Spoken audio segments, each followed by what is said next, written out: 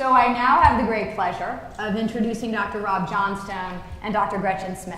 Okay, Dr. Schmidt is the Executive Director of the AACC Pathways Project, which has led 30 colleges in 17 states through guided pathways design over the last 2 years. Dr. Schmidt, thank you for being with us today. As I shared in my opening remarks, Dr. Johnstone is the founder and president of the National Center for Inquiry and Improvement, and like Dr. Schmidt, is a nationally renowned expert in guided pathways. We are so looking forward to your presentation today. Many of you in this room have been part of advancing guided pathways here at our college. Thank you so much for your engagement in this work. I know we are all ready to build upon your efforts, and I am thrilled that Dr. Johnstone will work with us over the next 2 years as we implement guided pathways here at our college. With a PhD in social psychology from the University of Oregon, Dr. Johnstone brings knowledge in program development and evaluation, systems-level policies, and facilitation of the use of evidence and inquiry to inform decision-making at all levels of an organization. Today, Dr. Johnstone will address the core principles of guided pathways: clear, easy-to-follow pathways for students from entry to completion, advising that covers students' entire educational experience, and student financial equity and stability reforms. With guided pathways, I am confident we can provide a clear road to success for all of our students. Please join me in welcoming Dr. Rob Johnstone.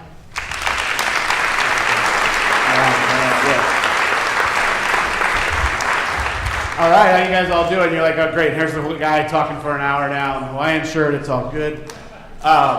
This is, by the way, I've done a lot of opening day sessions. So this is my 16th year in higher education after being in industry, the first 8 of which were at California community colleges, where I was a dean, director, and vice president of instruction. The last 8 years I've been on the road with Dr. Schmidt and folks like Davis Jenkins, who I know Julia knows very well, as well as Kate McClenny, in a lot of rooms like this on opening days.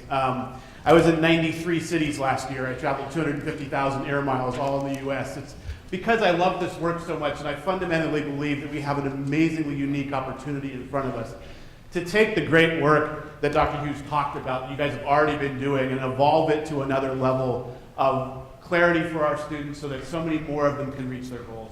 And we're going to talk for the next hour. It's interesting, you want to look at this as a conversation only about guided pathways, but I'm actually going to talk for a while first about what gets us to this point. We're going to talk a little bit about a story of hope. I'm going to talk about Georgia State University, and while Georgia State University is a 4-year regional school, we'll talk about why this story is so important to us. We're going to talk a little bit about economic mobility. You heard from Dr. Hughes that one of the things that we have picked 2 big pillars of the work for my organization, the National Center for Inquiry and Improvement, in addition to being a key part of the National Guided Pathways movement that Gretchen has certainly helped inculcate through the National Pathways Project. We also have focused on financial stability of our students. You will hear as part of the story that I come from a very low income background, and so I understand what it's like to have absolutely no money to go to college, as so many of our students do. And we're going to talk about that and how that intersects with the Guided Pathways movement as well today. And then we're going to talk a little bit, I'm going to turn to Dr. Schmidt and let Gretchen then introduce what the work is on the national project, as well as one kind of fun example of a college. I'll preview the slide. One of our 30 colleges in the national project who has a slide that says what we thought we knew and what we actually learned when we did this work. And it's actually kind of an instructive slide to us on the Guided Pathways work, and then Dr. Schmidt will describe a little bit about that Guided Pathways movement. But let's actually start with some friends. Anyone from Georgia? From the Atlanta area? Way up top, of course it is. From Georgia, from Atlanta? Near Athens. So you know Georgia State University, right? Downtown Atlanta.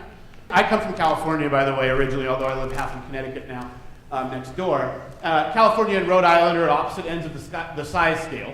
And often it ends at the public higher education scale. I mean, California has 13 kind of UC schools that are at the top edge of the educational spectrum, 23 California State University regional campuses, and then 115 community colleges, which is kind of insane. We're going to work with that system. You guys are at the other end of the spectrum with 2 regional, public 4-year institutions and 1 community college. I'm looking to see if I got that right. I think I have that right. That's pretty good. I know where I am today, so that's a good start. But in most states, what you have, in most states in between our 2 states, you have a public flagship institution, right? Call it the University of Georgia, and then, in Ohio, it's Ohio State, it's the University of Michigan. There's one institution who's the most selective in a state. They tend to take the top 3 to 5% of high school graduates, and by the way, they have the highest, not surprisingly, then have the highest graduation rate, right? If you look at Michigan and Ann Arbor, it's going to be around 91%, University of Virginia, 90%. So there's a very select institution who has a very high completion rate. Then there's, in many states, and I often get myself in trouble in some states, by the way, they said there's a second flagship institution. And by the way, everyone who works at that institution in the state then groans when I name it. If I'm in Michigan, I say, the Michigan State in East Lansing, and everyone who went there gets mad at me. But they are slightly less selective, right? So they take the top 10%. Their graduation rate hovers in the 60s and 70s in most states. But then there's a series of regional four-year schools. I'm an old sports guy. We used to call these the directional schools in the sports world. You heard about these schools during the NCAA tournament in the first round, right? I didn't know Middle Tennessee State was a school. I guess that is a school. Now they're getting beaten by Georgetown, right? So these schools, by the way, great schools, not as selective. They tend to have graduation rates down in the 50s and 40s, and in some cases the 30s, right? And so Georgia State, in the state of Georgia, is one of these regional four-year schools.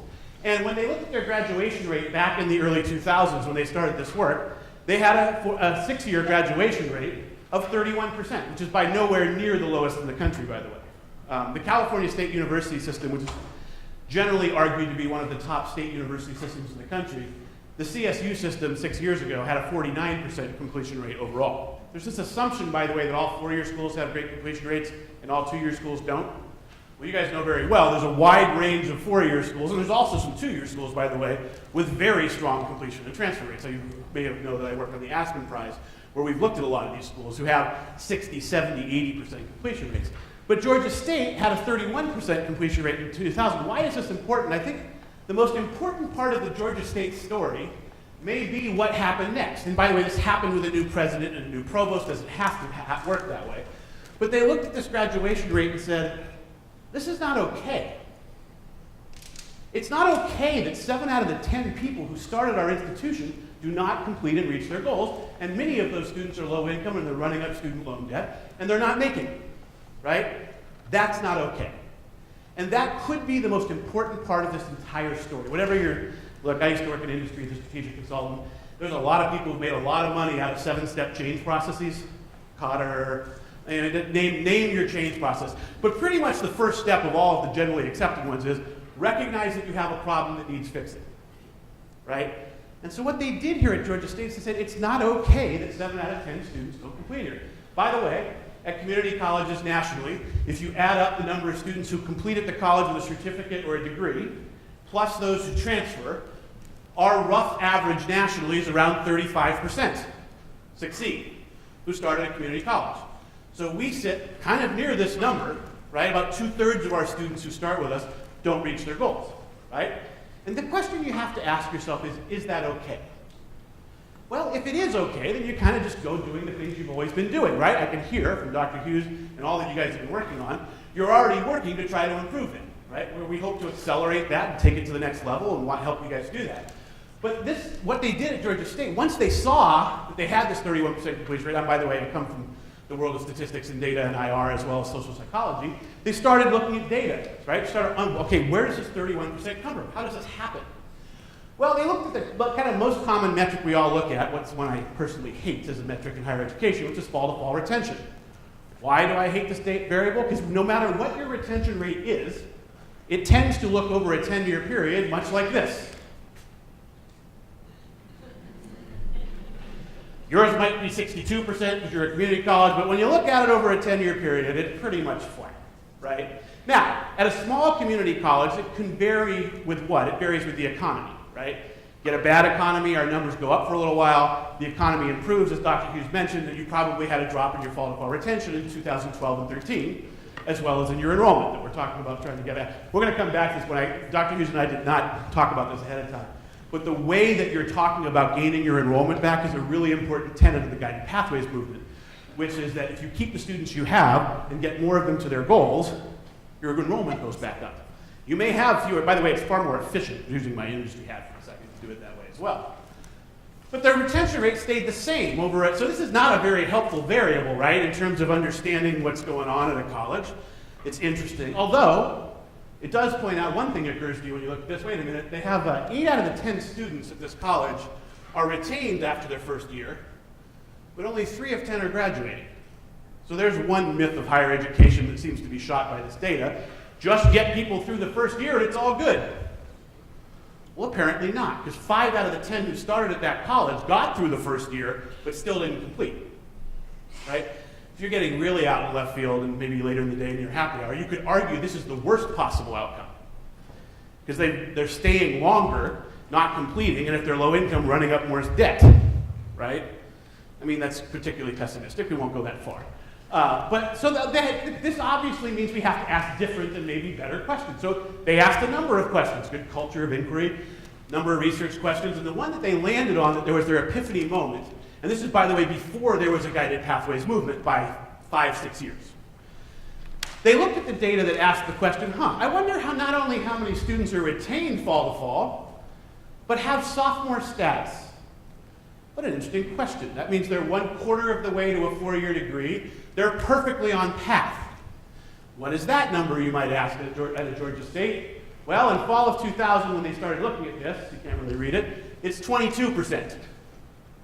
So 8 out of the 10 students are there after a year, but only 2 out of 10 are on path. So why would that be, by the way? And by the way, before you think too much, well, that's a really big problem at Georgia State. Certainly not a problem at my college.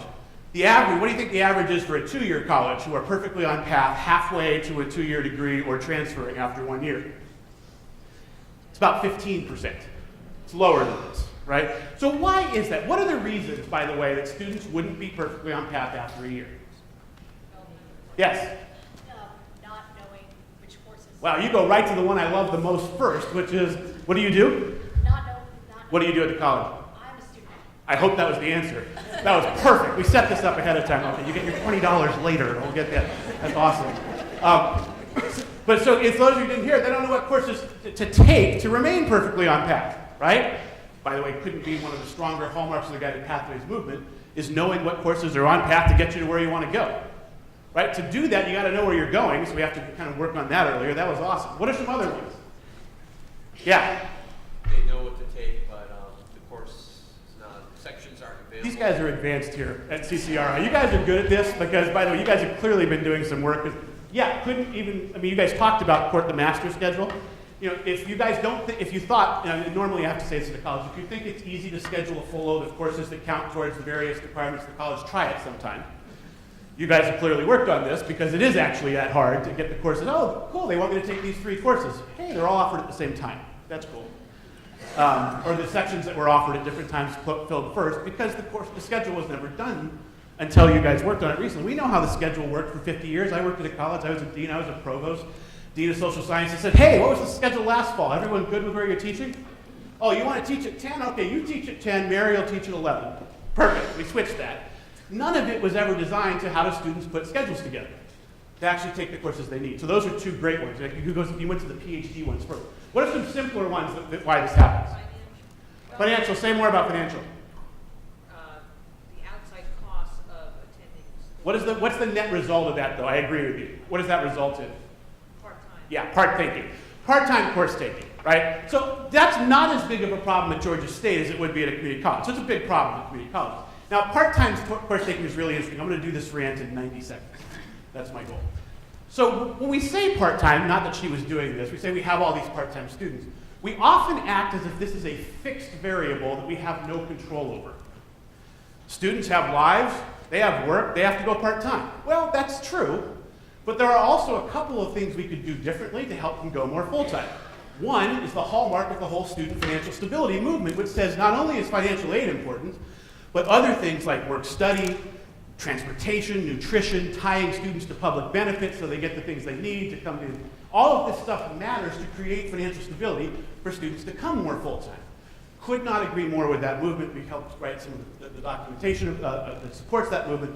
But the other one's more fun to me to tell the story, which is, I mentioned I was in 93 cities last year doing this work, so I spent a lot of time on the road, and sitting in hotel rooms is boring, so I end up, I'm a sports guy, I end up in whatever sports bar or as you might be able to tell, brew pub, just call it this, that is local in town. I love being in the Northeast because we got a lot of those. So I'm sitting in the brew pub and I'm watching the game and I've got my computer, I'm working. And because I'm often there for a couple hours doing this, the server, waiters, bartender will come over to me and say, hey, what are you doing? What do you do? And I've gotten this story down to, well, I travel the country, I work with community colleges and state systems to help them improve their outcomes, improve their graduation rate so more students reach their goals.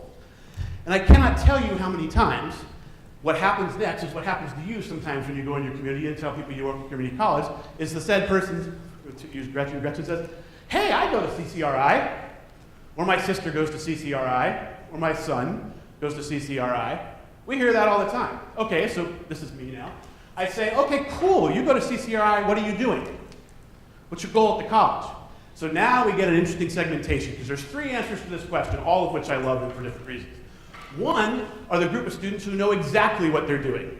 Hey, I'm in my 3rd semester of this surgical technology program, I'm going to be done in 2 more semesters, and I'm already starting to think about jobs. Or I'm in the welding program, and I know exactly what I'm doing, and I've already started working on the side as a part-time welder as I work to become a full-time welder.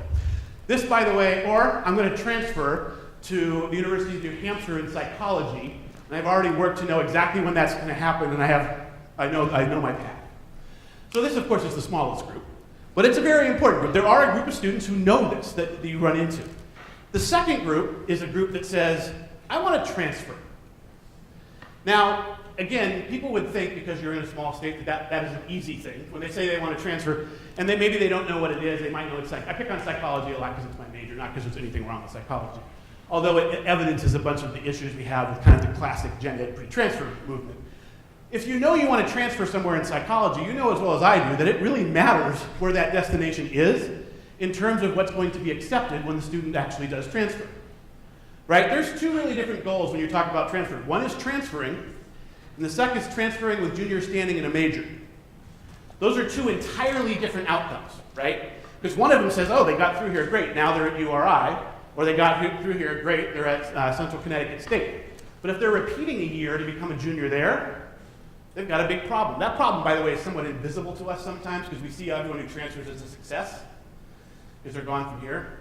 And we only hear back when things have gone particularly poorly and students are really pissed off and say, hey, wait a minute, why didn't you help me figure out that I'm going to have to take all these courses over again, right?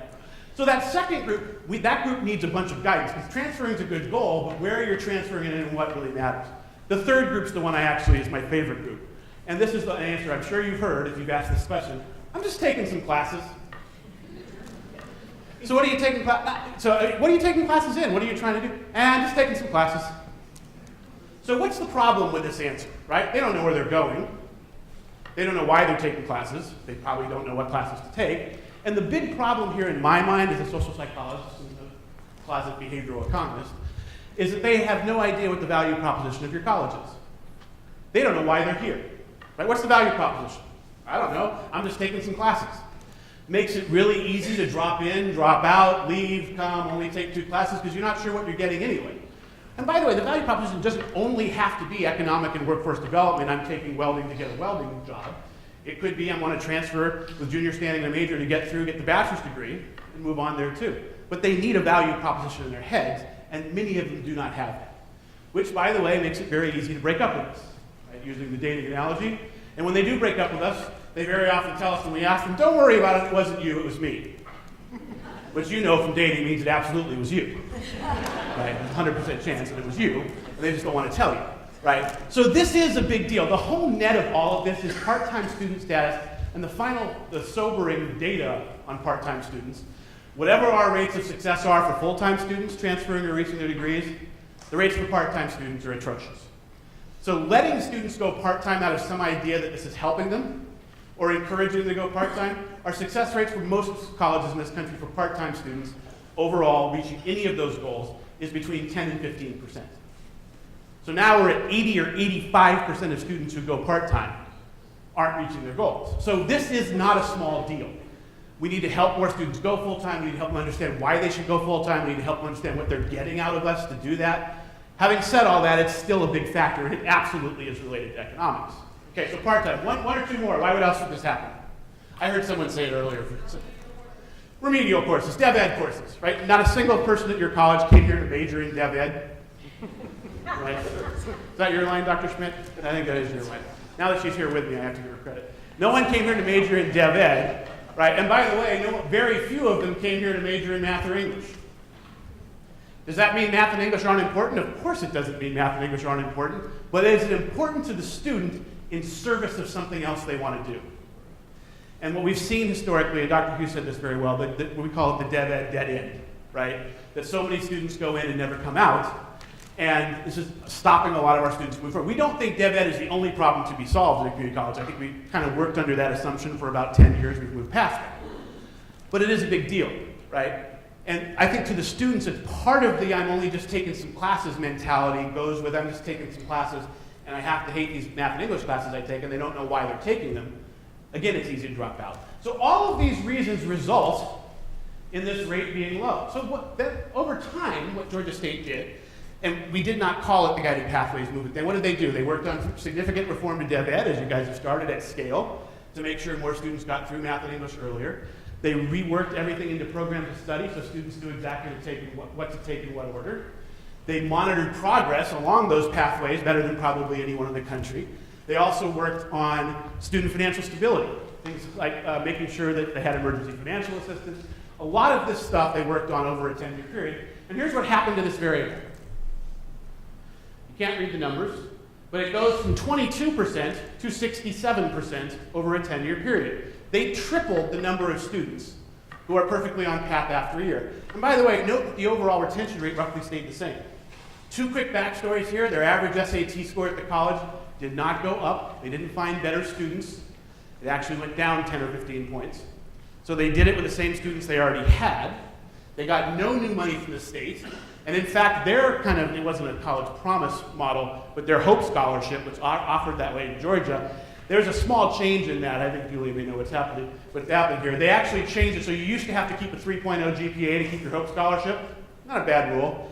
Then they changed, some legislator got a hold of this and said, we're spending a little too much money on this. We're going to make sure that not only do they need a 3.0 overall, they need a 3 within every semester, or they lose the Hope Scholarship.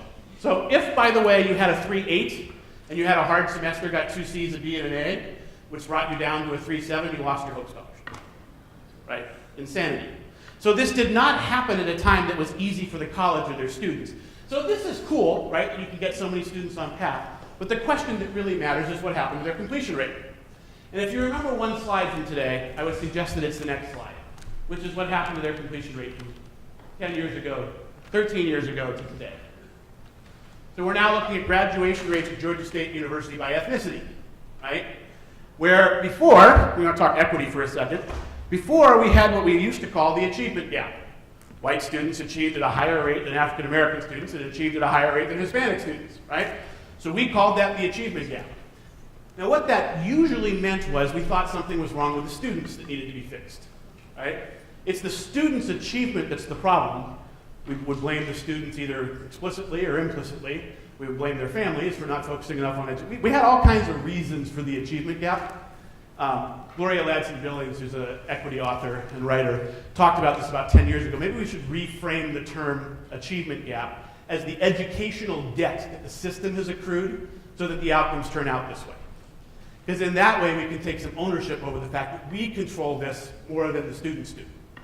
Interestingly, I hope she sees the slide, because what this slide suggests is that whole achievement gap term was backwards. It actually was in our control, because what did they do at Georgia State? They took a world that had the so-called achievement gap and moved to a world where African American and Hispanic students actually graduate from Georgia State at higher rates than white students. And everyone got better. That didn't happen by dropping the white rate to 16%. It went from 32 to 50. African American students went from 26 to 58. Latino students went from 22 to 58. At a time, by the way, when the college went from being 60% white to 50% white. So we like thinly veiled code we throw out sometimes. We can't do it with this challenging student population, or students these days, which, by the way, is thinly veiled code in most cases for black, brown, and poor students, right? So apparently that's not the case, because they did it with more black, brown, and poor students than they had when they started. Apparently the students weren't the problem. Not to say we created a system that was a problem unintentionally, but we know what we got from the old system almost always looked something like this. So they worked on, by the way, one interesting, people wonder why did the white student rate not go up as much? I just found this out about 2 weeks ago. But the reason for this is if you include graduation from other four-year institutions, this is the data you get. If you include the clearinghouse data, which is actually pretty impressive, you get up to where all three groups are about the same. So I had to do a little searching on why this is. I talked to the provost in Georgia, and this reason is actually kind of insidious too. I said, Tim, what happened? How is it possible that, why are so many more white students leaving to graduate at other schools? He said, hey, you know what it is at the University of Georgia in Athens and Georgia Tech have very stringent freshman admission requirements. Why would that be, by the way? Why would you have stringent freshman admission requirements but let in a bunch of transfer students in an easier fashion? The answer is, what is it? They've already proved themselves at other schools. What was that? They already proved themselves at other schools. That's a good reason for why this happens, but it's actually not the reason. The reason is the U.S. News and World Report rankings are based on freshmen, not transfer students. So if you want to keep your rates up, the U.S. News and World Report, you have a more stringent access, limit access in the freshman year, and then let them come in the sophomore year, your numbers are invisible, so you're ranked higher on U.S. News and World Report. Now, they may not say that out loud, right? That's probably not in writing somewhere. Thank God we're not taping this. That's good. That'd be bad. But this is why it's happening. So what happens is who is going to do this? Be able to move from downtown Atlanta to go out to Athens, or Georgia Tech is in downtown Atlanta also. But it's going to be the white students who move more.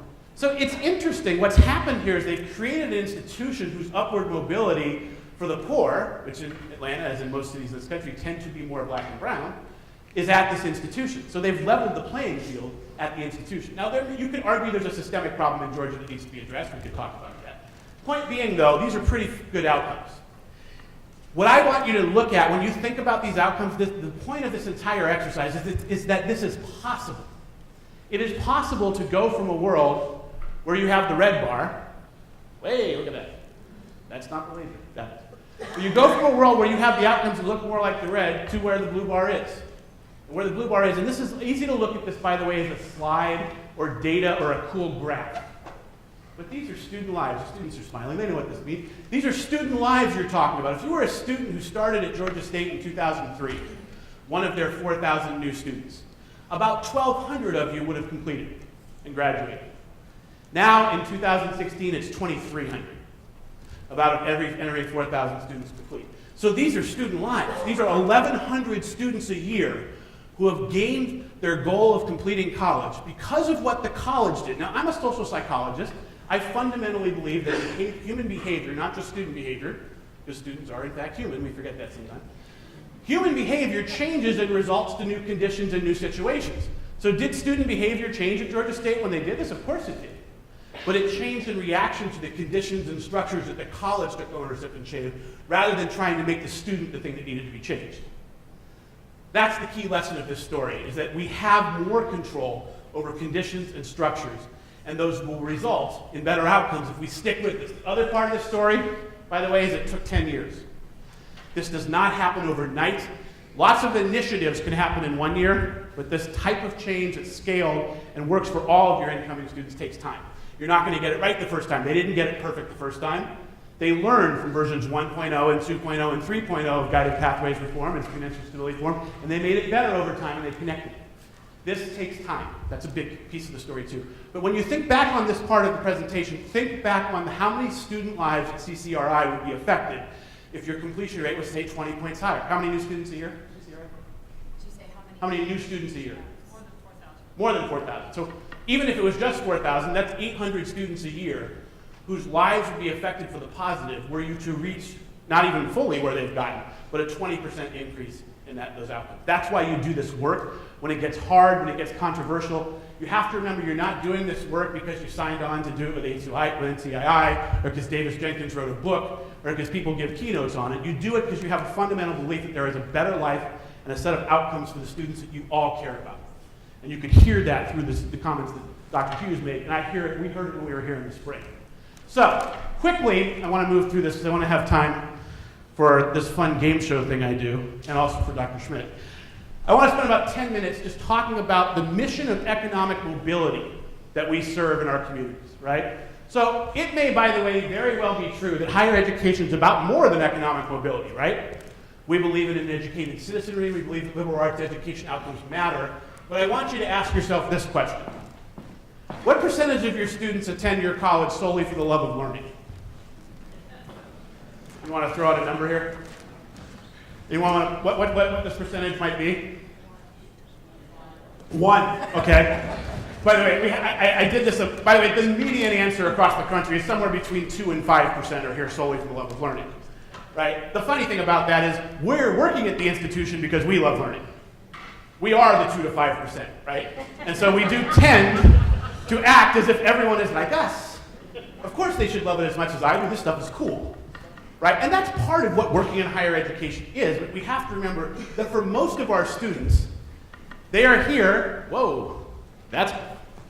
they're here because they are eventually seeing this as a bridge to a career and a family-sustaining way. Now that doesn't mean, by the way, it has to be in a direct entry into the workforce.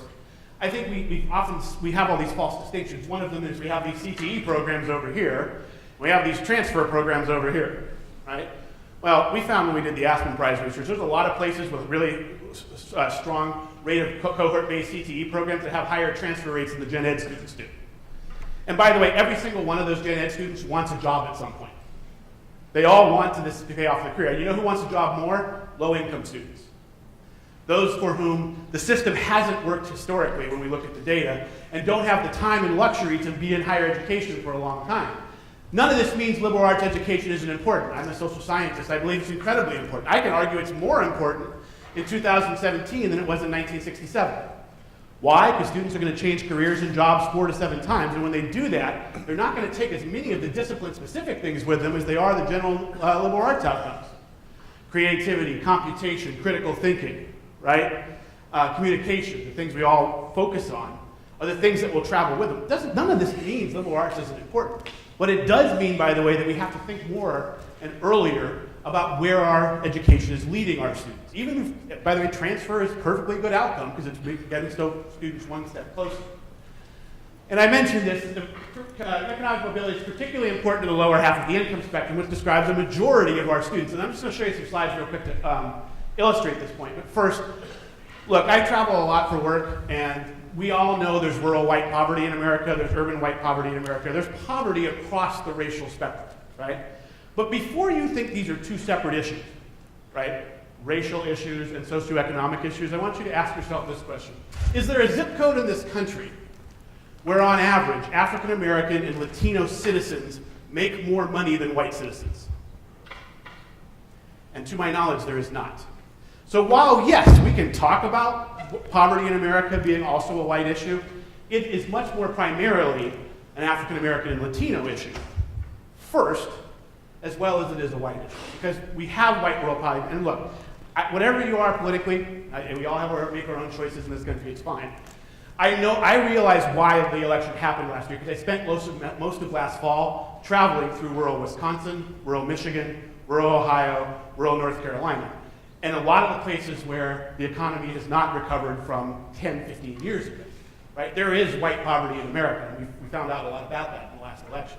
But when you're working on income and you're working on economic mobility, you are also working on equity, right? And while I mentioned earlier, I grew up in the lowest income decile in the country, I, as you may have noticed, was white when I did that. So I did have the privilege of growing up with what that meant in our community. And I also grew up in an area that had a college-going culture, right? That's not better or worse, it just is, right? So we do have to work on these issues when we think of economic mobility as well. Just to make this point real quickly before we move on, I love that the researchers who study economic mobility and how elite institutions don't really serve the lower income are folks like our friends at Brown, Stanford, Harvard, Berkeley, MIT, Cambridge, those champions of the low-income student, right? That's not, you guys know more than most. That's not the case. What's interesting is this study is by researchers at these institutions who are pointing out that their institutions do not serve low-income students. Where is this balance in the country? So let's take a look at your friends up the road here at Harvard. What's the income distribution of parents whose kids go to Harvard, right? Now, if the American dream were a reality, it would mean, at least from access to elite private institutions, that every elite private institution would have 20% of their students from each of the 5 income spectrum, right? That would be the American dream. It doesn't matter where you were born, you got an equal chance of getting into a place like Harvard. Well, clearly, as a number of people have pointed out, at least in terms of access to elite private education, the American dream is dead, because 70% of the students who come to Harvard come from the top income bracket, right? And 15% come from the top 1% whose parents make over $750,000 a year. More come, in fact, from the top 1% than almost the entire bottom 50%. And so, by the way, Harvard never said it was part of their mission to fulfill the American dream's access to private higher education. That's not, although they do lip service to it sometimes, that's not what their mission is. And the point is not necessarily that Harvard's doing anything wrong, it's just that that's not the type of institution that is going to build a bridge to economic mobility in this country for the millions of students who need it. By the way, it's not just Harvard. If you add in all the other Ivy League schools, and my favorite new category, the Ivy Plus, because not only was the Ivy League important to look at, but Chicago, Stanford, MIT, and Duke were added. Why? Because 2 of those colleges were researchers on the project. So now we have a new category. It's the Ivy Plus, right? And I'm making fun of one of those institutions which I went to. But if you look at all of these 12 institutions, what do you see? 15% of the students from the top 1%, 14 from the bottom 50. In fact, you are more likely to go to an elite private college, is 77 times more likely if you're in the top 1% compared to the bottom 20. Right? So elite, not that there's anything wrong with elite private institutions, it's great if you happen to go there, right? But they're not serving low-income students in this country. All right, we kind of knew that. So who is? All right, so there's Harvard. We saw that already. Let's look at a public flagship. And I, by the way, so I went to Stanford, and people think that I chose the next slide. Berkeley, kind of some rivalry thing between Stanford and Cal. The West Coast has no sports rivalries, right? We're not like the Northeast and the East Coast where you have really good sports rivalries, like the Yankees, the Red Sox. I know I'm right in the middle of all that here. In California, you have a rivalry like Stanford, Cal, the game's over, people get a little annoyed, then they go to the beach, right? There's no real rivalry here. We don't care anywhere near that much. So I did not pick Berkeley, the researchers did, but Berkeley's fascinating, right? Wherever your political leanings are fine, but Berkeley's known as that bastion of the left, right? Free speech, the whole movement, very liberal college and university. Interestingly, they're not so liberal in their applications process because they don't, although they're not quite as elite as Harvard and only accepting folks from the top income bracket, this is a public institution that's largely only taking people. Now, it's the flagship in California. UCLA grads would argue with that, but Berkeley generally seen as the flagship public in California. That's not accessing low-income students either, right? So who is? Who are serving low-income students? We go kind of to another type of institution, a regional public four-year, kind of like Georgia State. This is actually one you guys made a little closer to you, SUNY Stony Brook. Now, I find this particularly interesting because I don't know a whole lot about Long Island, but it seems to me that's not exactly a place where a lot of poor people live. Now, which is actually more impressive because it means this college is attracting low-income students from outside their area to come there. But what do you see here? Really close to the American dream, right? About 20%, it's got a little bit of a bump here, but here's the type of institution that's serving low-income students. And then there's us, the community college system, which if you take a community college from California, Glendale Community College, where are the low-income students? Here are the low-income students, right?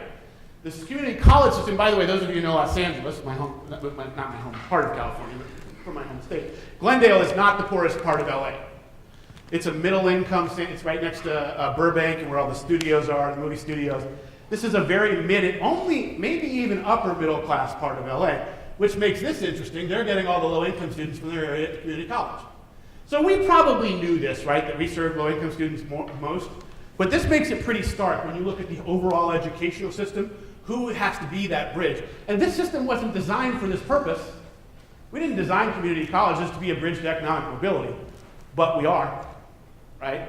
And if we have this dual mission of kind of liberal arts outcomes, and by the way, I strongly believe that a strong set of liberal arts outcomes and achieving those for our students is part of an economic mobility story. It may be part of an educated citizenry story too, but it's also part of an economic mobility story.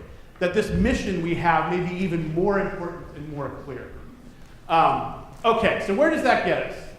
It gets me, to break things up, because I've been talking for a little while without a whole lot of interactivity, to a little bit of fun we're going to have. You may not think it's fun yet, but you will. Anyone knows the music? What's the music? That's right, it's time for a couple rounds of Family Feud. Someone got that really quickly over here. A couple rounds of Family Feud for you. All right, cool. Here we go.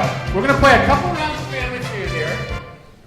The first question, and where are my advisors / counselors in the room? I know we call this different things across the country.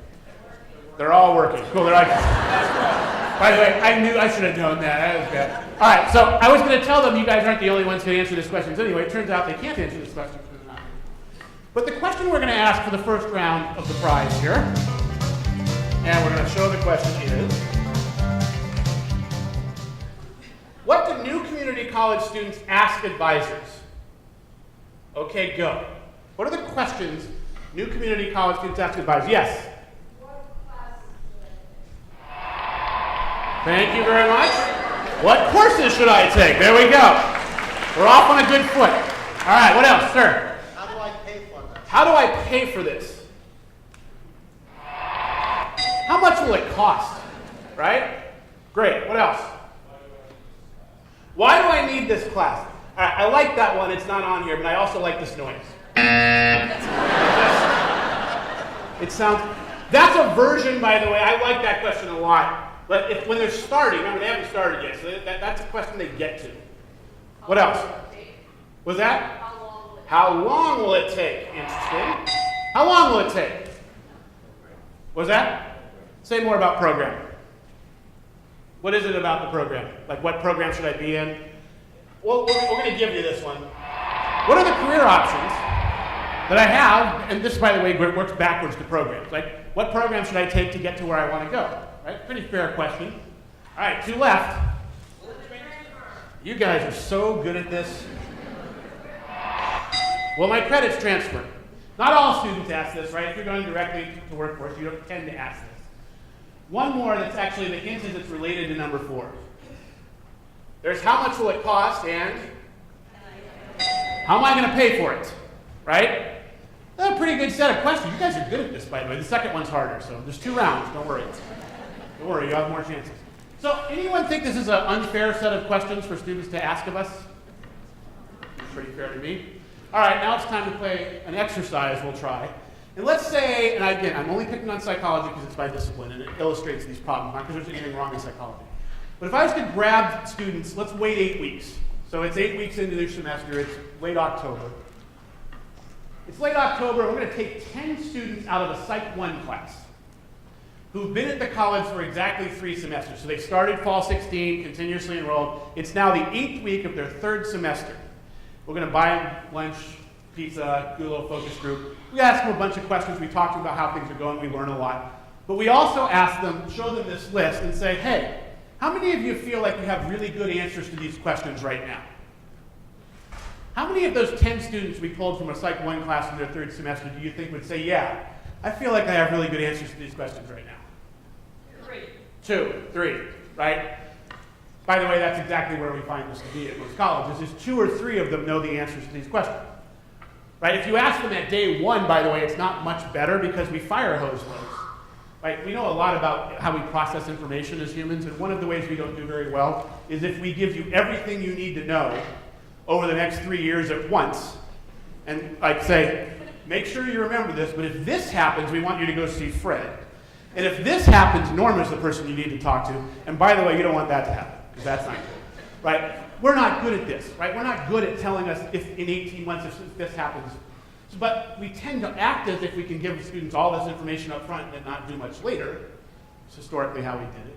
But if only 2 or 3 out of our 10 students know this, I would submit to you we have a pretty big problem. Here's some evidence to how big the problem is. Is there a type of educational institution you can think of who has really good answers to these questions here, and that type of institution is stealing your students left and right? Who would that be? For-profits. For-profit institutions, right? So now, for-profit institutions, by the way, there's a wide range of for-profit institutions and kind of their moral and ethical missions and who they're serving. I do think one should point out that the outcomes of most for-profit institutions are the same or worse than the outcomes in public higher education, and it costs us as much as 10 times more, which leads me to suggest a new marketing slogan to you, and I don't think Dr. Hughes will probably use this, but we can always go with my favorite, fail with us, it's cheaper. I mean, No, not going to happen. Dr. Hughes says no. That's already been stricken from the tape. I mean, it's kind of I knew that might not work too well. But by the way, I believe there are a lot of really good people who work at for-profit institutions who want good outcomes for their students, faculty. This is not like we could do the moral, ethical for-profit thing. That's actually not what I want to do here. What I want to do is say, why are these for-profit institutions so attractive to your students? Why are they so attractive to your students? Because they market the answer. First of all, people like to say marketing. Yeah, they do great marketing and advertising, but what do they market and advertise? It's the answers to the first 5 of these questions. Now, they don't talk about the 6th one a whole lot, because that's where they have a really big problem, is a lot of their credits don't transfer, so they don't mention that one so much. But the first 5, everything starts with a career. You can't go to the University of Phoenix and just take courses. You have to take the courses they tell you to take in what order. So they take care of number 2. They do a lot on number 4 and 5. It's their business model to focus on number 5, right? So they do a lot on number 4 and 5, and number 3 is a big deal because they tell you it will be quick. You can do this fast, that is a true statement. You can do this online program as fast as you want. Now the reality of that is, like in their marketing, which is I love, they do the ads, and it's always some woman who's starting her online educational program at 11:30 at night in her pajamas, and they've conveniently left out the first 16 hours of her day. You know, she got up at 6 a.m., got the kids ready for school, the kids went to school, she worked for 8 hours, she came home, dinner, she may have a spouse, he or she's probably useless. Like she's doing all these things for 16 hours, right? And now at 11 o'clock, here's when I can start my online full-time education, and we wonder why it doesn't work, right? So that, I think, explains why their outcomes aren't very good. They make it look easy. You guys teach online, know it's not easier for students.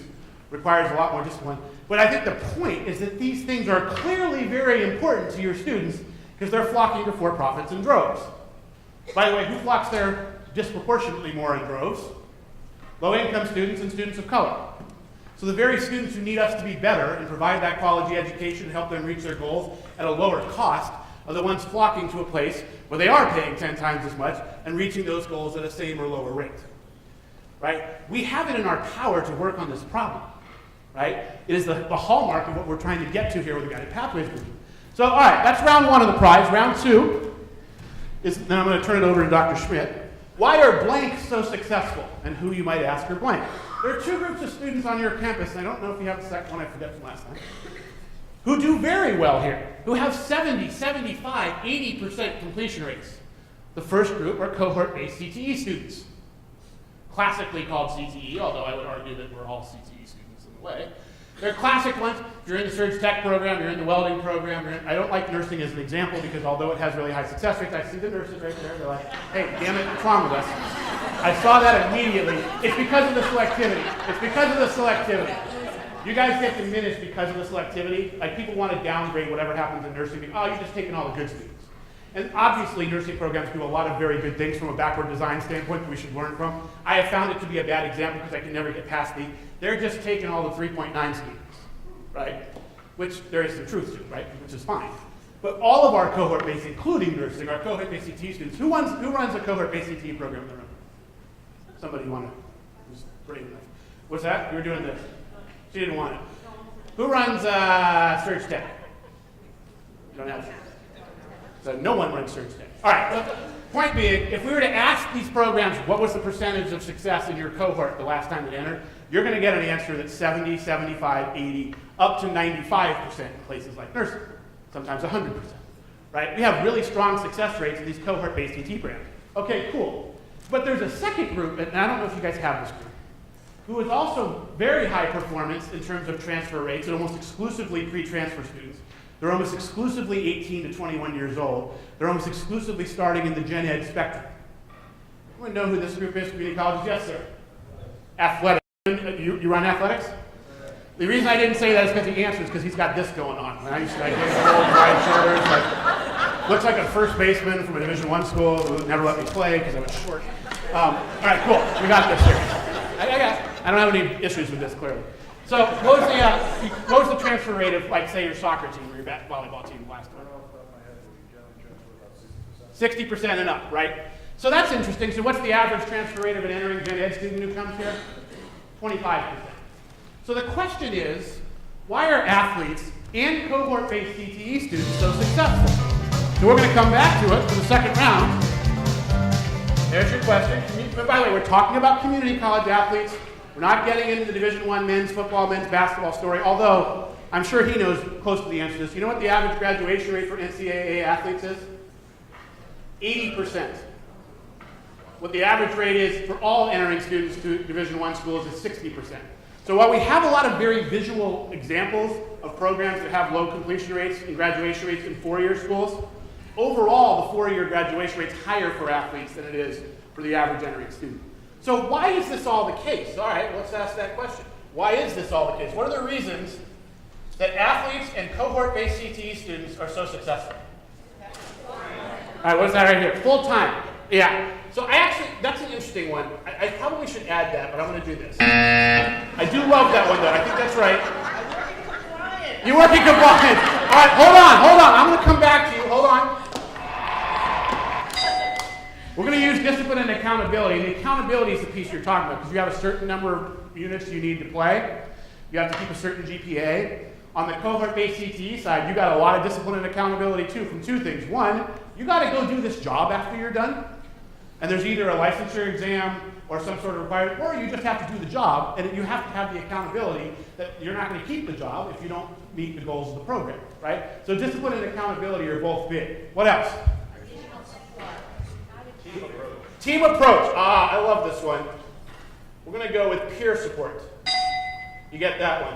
If you're the starting quarterback on the football team, 98 of the other 99 guys want you to succeed. The other guy's the backup quarterback. So you got a lot of people helping you, right? You also have this with cohort-based CTE programs, right? You got a lot of people together. I'm going to give you one in the interest of time because no one gets it. It's kind of a joke, but it's not really. And that is uniforms. I wrote this up here as a joke the first time, then I thought about it. This is a sense of identity at the college. It's a way to be engaged. It's a connection with a group. All things that matter that a lot of our just first entry gen ed students don't have. What are some other reasons? Working closely with a program director. I love this. Is maybe my favorite one, and that is the chair or the coach. Do you serve this role? For what program? Clinical laboratory technology. So I'll ask you the question: has anyone ever fallen through the cracks academically in your program without you knowing they were in trouble first? No. Never once. Never happens with athletes either. We monitor their progress. The coach, interestingly, the women's volleyball coach and her have a very similar role to their students. That role is someone who holds high standards, but also makes sure they have the support they need to achieve those goals. They are an institutional agent invested in their student success. It's a big deal, and it's something that most of our students do not have. You ready? She's looking at me like I need to. He's going over as usual. Thank you. Fine then, we got more here. Motivation. Both groups are highly motivated. What's fascinating is they're motivated by completely different things. Right? They're motivated by the desire to play and transfer and maybe get their four-year education, which is more expensive, paid for with scholarships if you're an athlete. And you're motivated by that job at the end if you're in a cohort-based CTE program. To save some time, clear course paths. They know exactly what to take in what order. The athletes know it because every semester they meet with a specific athletic advisor who walks them through. Hey, guess what? Here's what you're taking next semester. And no clinical lab tech students ever wondered what they're taking in the third semester. You told them when they got here. They have really clear course paths. By the way, it's harder for the athletes because you don't know where they're transferring till near the end, and then you're trying to scramble to make sure they get as many of those requirements so their units transfer. So that actually is a big challenge, but we work on it for them. What's fourth? Mandatory support. Study hall for athletes. If you're running into problems, if the clinical lab technology students have problems writing, you find support for them. Right? You have a writing center, you make sure they get it. They don't have to find the support finds them. And the last one is also back to kind of the ticking time clock story, right? If you're an athlete, you got 5 years to play for, right? You can't screw around and have your time to degree at the community college be what it is on average in the country, which is 4.5 years. It's not 4.5 years for your athletes. It's closer to 2 or 2.5, right? And look, we got to avoid broad generalizations about athletes. Having been a former sort of athlete, sort of being in the past, but doing a lot of sports now. On average, athletes are not quite as prepared as the general population of students who join us. It's not that big of a difference, by the way, and you always have to be careful when you have means that are different. There's more overlap in the distributions than there is difference. But if given that the group of athletes on average is slightly less prepared and their success rates are 3 times higher, it really stands to reason. We might want to look at why that is. What is it we're doing for athletes? What is it she's doing for her clinical lab technology students that are getting them to the finish line?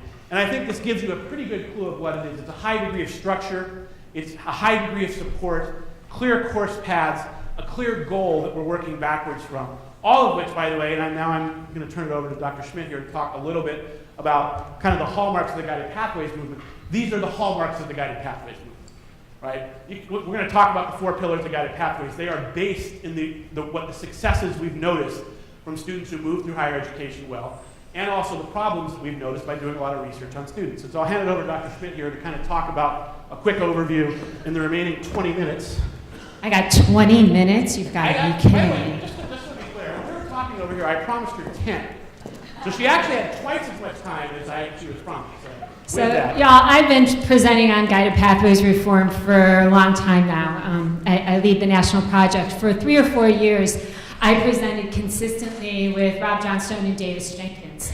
And it was literally like a comedy routine. So if y'all haven't seen Davis Jenkins, Julian will know the Davis Jenkins routine. Is that David Jenkins is just like the most staid, like understated, monotone speaker on the planet. He stands like this with his head down. And he talks in a monotone voice, and he like drops very dry jokes in between. And he's usually 4 sentences away when you kind of get the joke that he said the last time. And then he starts laughing because people start to get it. And then me, who like I have like this frenetic kind of energy thing, and then Rob. And I couldn't get a word in edgewise, and so I started wearing higher and higher heels when I presented so that they weren't taller than me, and then I got to the point where I just started taking the mic out of their hands when I wanted to talk. And so I did that, Rob, and I did a presentation in San Jose at Evergreen in California last week, and I literally walked up to them and said, "You're in my time, give me the microphone." And so here I am, I didn't have to take the mic today, but I'm happy to talk just for a minute about some resources around Guided Pathways. What I can tell you is that I have the privilege of leading the AACC National Pathways Project, a group of colleges, 30 institutions, that are working together in a cohort to implement Guided Pathways at scale. This project is funded by the Bill and Melinda Gates Foundation, but the colleges got no pass-through. It was a highly selective process. There are 8 partner organizations, with AACC being the managing lead partner. I work alongside Kay McClenny. Many of you may recognize Kay McClenny's name. She worked for years, is the head of and the founder of the Community College Center for Student Engagement at the University of Texas in Austin, that really looked at the student experience and talked about the student experience in a much different way. So Kay is my mentor and my partner in this project. But we also work with the usual suspects in community college reform. The Aspen Institute, Josh Weiner's group, does a lot of the work around leadership. The Community College Research Center is our national partner on knowledge development management. Rob's organization, my old organization, Jobs for the Future in Boston, which is a post-secondary policy piece of this. Public Agenda, student engagement, CCRI, and Achieving the Dream are the 8 partner organizations. And we were not trying to create 30 super institutions in the country, right? These folks got a lot of support from national folks, but they also had a lot of scrutiny. They had a selection process that was based on the Aspen Prize selection process. They had to do a very significantly sized application. We picked 50 finalists. All 50 finalists were interviewed and double scored by partners. And we picked the 30 colleges that we thought had the best chance of implementing Guided Pathways at scale. All their programs mapped by fall 2018 for all entering students. All 30 of our colleges are on track to do that. The thing is it's not the usual funded suspects. We said we will fail in this work if we go to Florida, North Carolina, Ohio, and Texas again. Pick the best 5 colleges out of those states, pluck them, give them more money and more support than they've been getting for the last 10 years in community college reform, and prove that they can be better. We said we will not do that. We went to Gates, he said we don't care, we are not doing that. This is going to be a selection process, and we have to pick. We have to make sure that the urban institutions are multi-campus institutions in multiple states, and that we don't forget our rural partners. I'm an advocate for the rurals in this country. I think that the rurals serve more community colleges on average, students at risk and that have less opportunity and access to higher education, that we cannot reduce the success at our rurals on the backs of our urbans and our suburban institutions. So I will tell you that the 30 colleges in this project represent 17 states, and the enrollment ranges from a headcount FTE of below 3,000 to multi-campus large institutions like Broward, Tri-C in Ohio, Alamo, San Jac. We have states that never play in the national round. Wallace State in Alabama. How many of you have heard of Wallace State in Alabama? How about Western Wyoming? They have different problems than everybody else does in this room, let me tell you. Everything's mining. Everything rises and falls on the mines in Western Wyoming. They're the economic engine of a part of a state that is larger than Connecticut, Rhode Island, and Massachusetts combined. We had to prove that this would work anywhere, that the generalizable tenets that I'm going to share with you work at all institutions. We did not come with a binder. We did not say, this is your 17 steps to implementation. We said, we are going to aggregate and build on the good work that you've been doing, but we have to do it for more students. We have to do it at scale. We have to be coherent. And then we have to research it and report on it in a transparent way so we know what is working and what is not working. And all the colleges agree to it, and they pay their way. They have no pass-through, and they pay for their teams to come to the institutes. So this slide we stole from Jeff Raffin, who is the president at Northeast Wisconsin Tech, another place that doesn't play in the national conversation very well. But Jeff Raffin and his team, Lori Suddick is their vice president of instruction. We just pulled her in to be a coach on our new round of colleges. He did this in a statewide presentation with all the presidents in Wisconsin. What we thought we knew about our institution and our students, and what we know now after we've been working on guided pathways implementation at scale for the last 3 years. What I knew. We provide all students what they want, when they want, where they want, and how they want. Students, faculty, and staff understand how it is all connected. Students should have maximum flexibility, meaning that they can opt in or opt out. That means orientation, college success courses, and overriding placement results. Maximum choice provides maximum flexibility. Students use tutoring and coaching as they need it. Students will reach out for help when they need it. Curriculum listed in a catalog is sufficient direction for students. Students know what their goals are. We are in the education business, so services needed outside of education are the responsibility of others. Food, housing, transportation, childcare. Part-time students' needs are the same as full-time students, just like children are little adults. And the processes and services should be available and applied equally to all. This is what they thought they knew. What they know now. What we had was fragmented and informed by many varied beliefs and experiences dependent on who you talked to or worked with.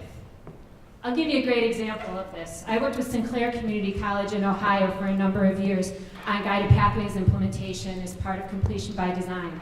I did some institutional policy work for them because they thought that their policies and structures were in place that would help support this implementation.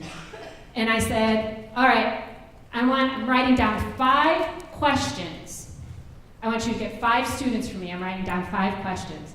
I want you to have these students take all of these questions to your department secretaries and have your department secretaries answer all of these questions because that's who your students are going to. So send them to the department secretaries, have the department secretaries from each department answer all these 5 questions, bring them back, and we're going to have a conversation. And we brought it back, and I sat down with the president's cabinet, and they were like, oh my God. Everybody has a different idea of how your institution works, folks. And everybody's telling the students what their idea about how your institution works is. Default decision is to make no choice. What do you think is obvious is not always obvious to others. Too many seeking help is an admission of failure. This is very much the case we find from focus groups in the work with CCRI for low-income and minority students in particular, who already believe that they are not college-going material. Natural tendency is to accept failure, overestimate ability, or wait too long. Wraparound educational services are a part of the business of education, and equality is not the same thing as equity. So these are the 4 pillars of guided pathways reform. The thing about this slide that I think is most important is it came from the project. We were not funded to create it. This was something that actually the Gates Foundation was going to fund an external consulting group to do, and we said, please don't do that. Let us put together a one-pager on what we think is important about guided pathways. Let the partners weigh in on it. Then actually people might use it instead of having some 25-year-old consultant from some really high-priced consulting firm make something that's prettier than this.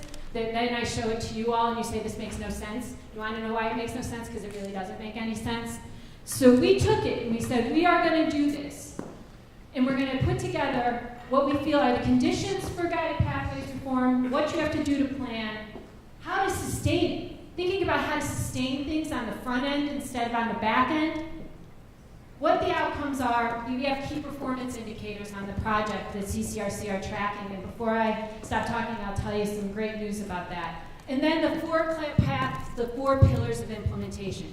Clarifying paths, getting students on the path, keeping students on the path, which is the place that we, community colleges as a sector, have done a really poor job at, unless you're in cohort-based CTE programs or athletes, and then ensuring students are learning, which we added afterwards. Do you know that we didn't have learning when we did completion by design? It was all about the getting students momentum through the institution. And Miami-Dade actually insisted that we put this on because they felt like it was a gap in the original conversations about guided pathways implementation, and we had to talk about what went on in the classroom, but also the role that student services plays in teaching, and to look at ensuring students are learning in a more holistic way.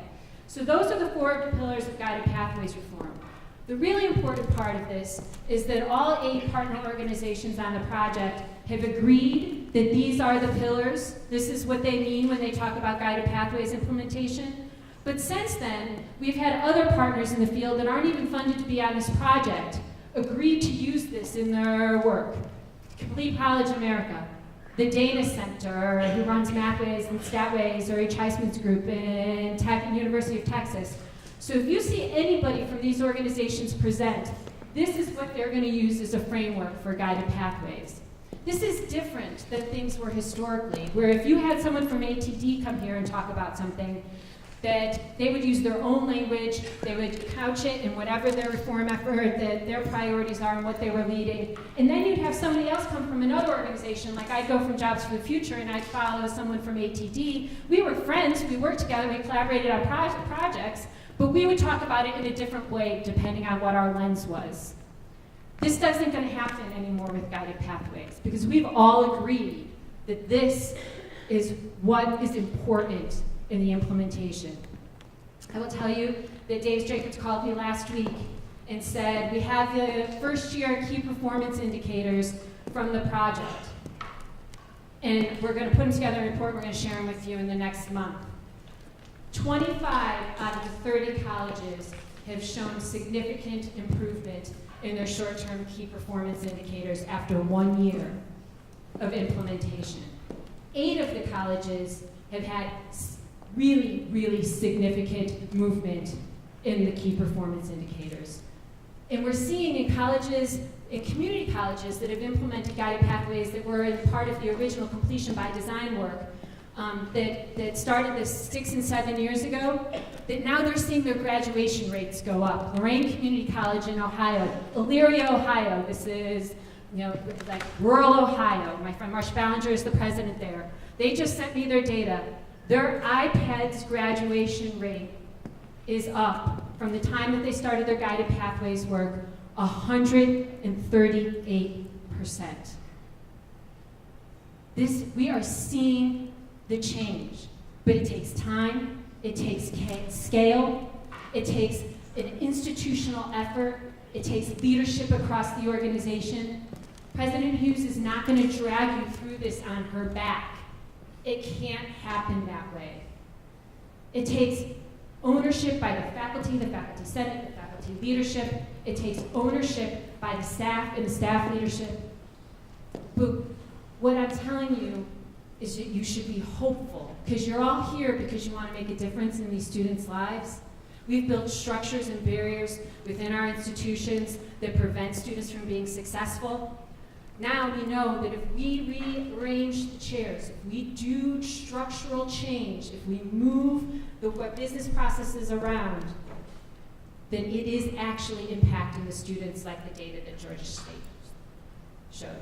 So I'm happy to answer any questions. We have examples. What we're also seeing now is that we have better examples of how this is displayed, that there's websites now. Colleges have rebuilt their websites around guided pathways, so you have guidance.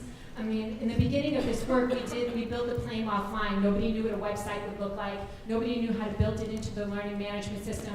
Nobody knew structurally how to change the student-facing materials so it made sense. We have a number of really strong examples of institutions that have restructured their marketing, their websites, their program work, so that it is based on careers, that it's student-facing, that it's around their meta majors, that builds their paths, so that you can build on the good work of those who've been doing it for longer and had less guidance about what worked and what didn't. And so with that, I'll toss it over. Thank you, Gretchen.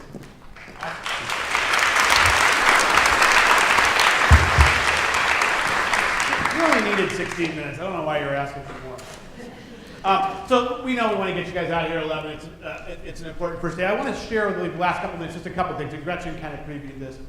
We firmly believe that economic mobility matters, and it matters most to your first time in college and low-income students. We believe that guided pathways and financial stability can be a strong lever for helping more students complete college and out of the workforce. And finally, also strengthening the financial stability can work on this. And finally, as Gretchen said, we're really excited. Gretchen and I and Davis and Kay and all of us have been traveling around the country the last 5 years, doing a lot of one-day workshops and keynotes, like a lot, like hundreds of them. And what's exciting now, and this is something that we're going to talk about next steps for 2 minutes, is that you have signed on to be part of this model I created, because finally people wanted more than just one day. They said, okay, cool, we're in, we want to do this. And there's not a lot of support for that. Gretchen's project works for these 30 colleges who got the wonderful opportunity to be part of the national project. By the way, those 30 colleges go to a series of 6 institutes. There's no professional development or technical assistance back at the college. They have to translate it all back to their home environment. When I created A2I2, I wanted to go the opposite way, which is to work with the colleges directly with their teams on their campus. So this is the second of 6 visits over this 2-year period that I and always some partner who has expertise in the national movement will be here. I will see many of your faces, and Gretchen will, in the next 2 days, where we're going to do some interviews, 45-minute interviews that are based, by the way, although they're not exactly the same, on the Aspen Prize interviews that I've done on all the finalist colleges. I've been, for the 4 years of the Aspen Prize, I've been on 25 of the 40 site visits for the Aspen Prize, and we've based these interviews. What we want to hear from you in the room are what are the things that you're doing that you love? What are the things that you're doing that you feel are impactful? What are the challenges you see in front of you? Dr. Hughes and the leadership here have asked us to come in and listen to you. And what we're going to do after we hear from all of you is work on some of the pillars of guided pathways. What are some of the, as you take that down to the next level. And over the next 4 visits after this one, get in rooms with you and have working sessions with your General Studies Steering Committee. You want to work on advising, you want to talk on your advising model. That visit, I can bring someone who's been working on advising, naturally. If you want to work on Dev Ed, you've got to take what you've done, which sounds awesome, moving forward with ALP and other approaches and multiple measures. We can share with you examples from around the country. So this is designed so that we're not coming to do the work, even though we're coming 6 times over 2 years. We know at the end of the day, can be catalysts, we can be guides, we can bring in examples from these colleges who've done it. But we're excited about the opportunity to work with you. And at the end of the day, go back to that model from Georgia State and think about what they achieved over a 10-year period, what that would mean to not only CCRI as a college, but to the community in Rhode Island of students who would be served by these new structures and systems and cultures. And we'll hear from many of you more in the interviews, and we look forward to working with you over the next couple of years. So thank you guys so much for your time.